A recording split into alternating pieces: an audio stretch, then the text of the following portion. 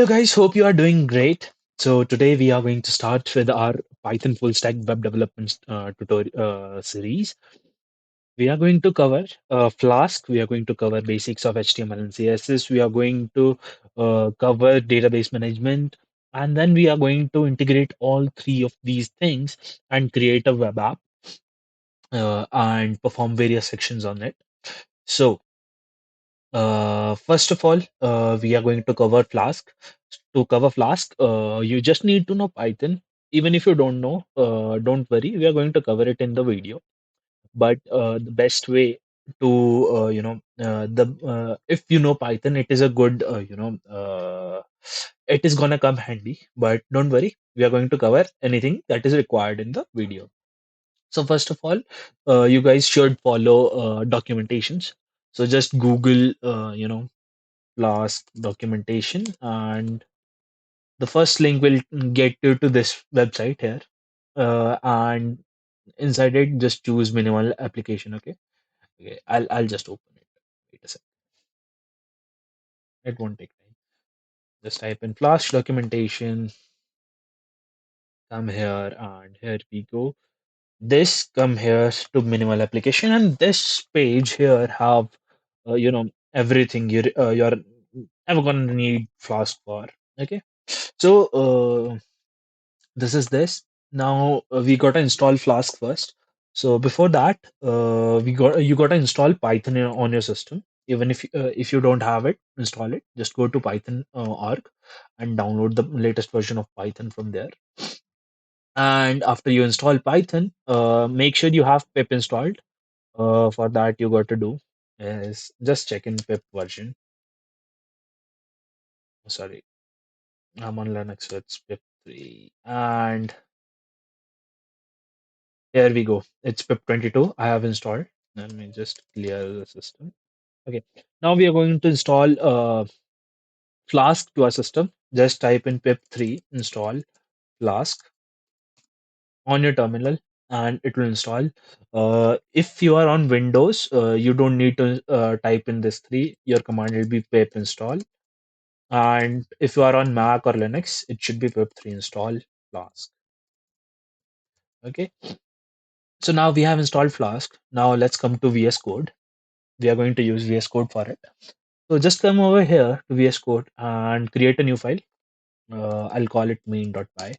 The nomenclature says you should name it main.py because most of the servers that we upload Flask apps to uses it as main.py.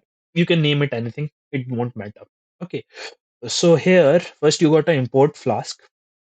So it will be from Flask import Flask, and once you have installed Flask, okay, why did it is happening here? So you have installed Flask now, imported Flask. Now you're gonna create an app for it. So it'll be app Flask and name here. This is you are initializing an app into this variable app. Okay. Now you got to run this app. So it'll be like app dot run, and as you can see, it takes this is that. Now Flask, every you don't want to rerun the script whenever you edit your script. You don't want to rerun it, right? You want the pages to be automatically updated. So you just type in here debug true. Okay. So what this debug true is gonna do is whenever there is an update in your code, it's gonna automatically update your web app. Okay. So this done. Now we are going to just sit through this. We are going to talk about it in, uh, you know, let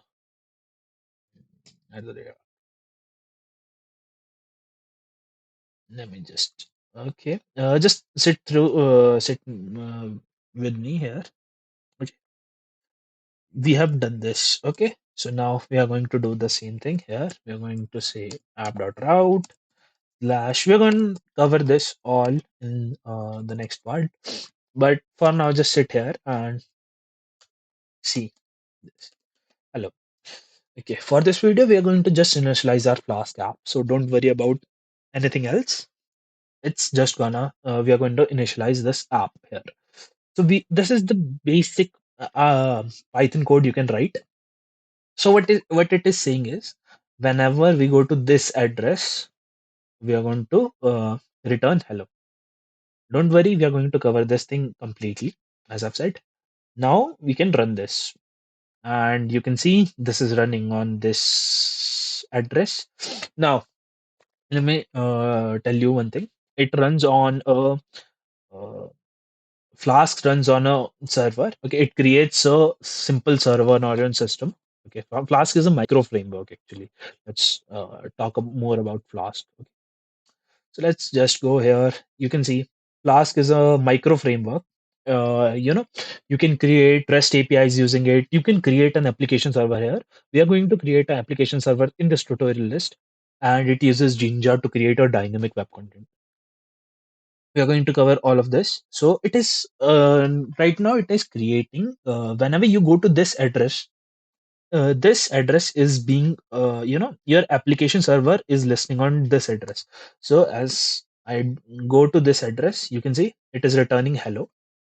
And when you come to your Flask app, you can see it says that there was a get request on this address. Now we are going to cover the requests and everything, but for now, this is our main video where we have covered that Flask is used for this. So hope to see you in next video where we are going to talk more about Flask in detail. For now, your setup for basic Flask is done.